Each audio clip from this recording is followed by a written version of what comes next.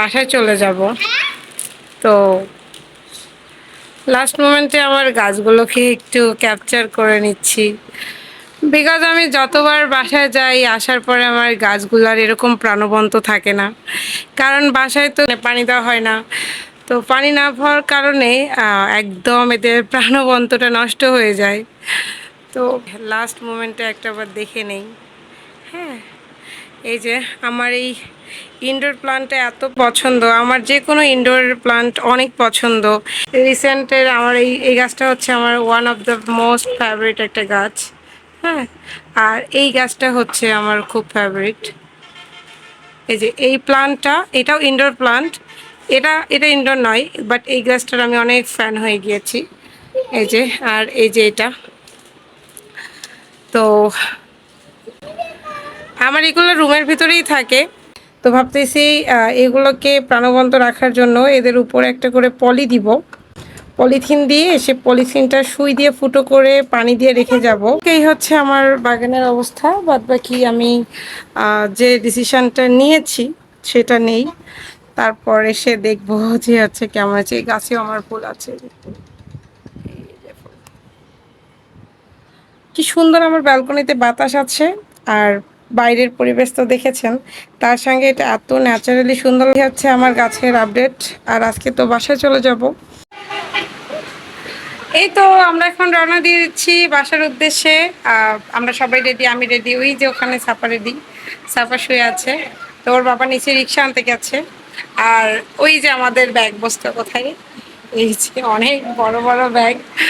তো যাই হোক, আমরা হচ্ছে রেডি হয়ে গিয়েছি, এখন বাসার উদ্দেশ্যে রওনা দিব।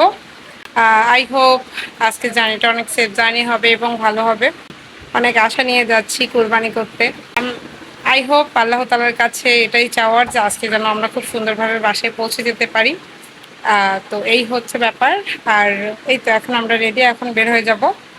তো যাই হোক, ঈদ করতে বাড়ি যাচ্ছি, মানে এক্সাইটমেন্ট অনেক, এই হচ্ছে ব্যাপার। তো চলেন ব্লগটা আপনাদের সাথে শেয়ার করি। আজকে আমি ছাপার মাথায় একটা নতুন হেয়ার স্টাইল করেছি।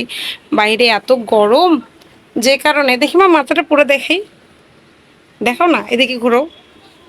হ্যাঁ, এই যে অনেকগুলো ওর মাথায় ছুটি করেছে। ওর মাথার চুল কেটে দিয়েও কোনো লাভ হয়নি, কারণ ওর যে মাথা ঘামে সেই ঘামে।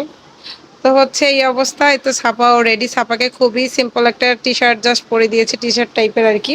এই তো ছাপাও রেডি হয়ে আছে। ওর বাবা হচ্ছে নিচে রিক্সা আনতে গিয়েছে। এখন 6:30 বাজে, যে বাইরের আবহাওয়া। আমাদের গাড়ি হচ্ছে 9:30টায়। তো এই তো এখন আমরা স্টেশনের উদ্দেশ্যে চলে যাব। আমাদের রাত 9:30টায় হচ্ছে ট্রেন, চিলাহাটি এক্সপ্রেস। তো ইনশাল্লাহ আজকের জার্নিটা সেফ জার্নি হবে। তো সাপা বাই বাই করো, বাই বাই। সো আমাদের গাড়ি ছিল রাত 9:30টায়। তো আমরা স্টেশনে পৌঁছে গিয়েছিলাম 7:30টার দিকেই।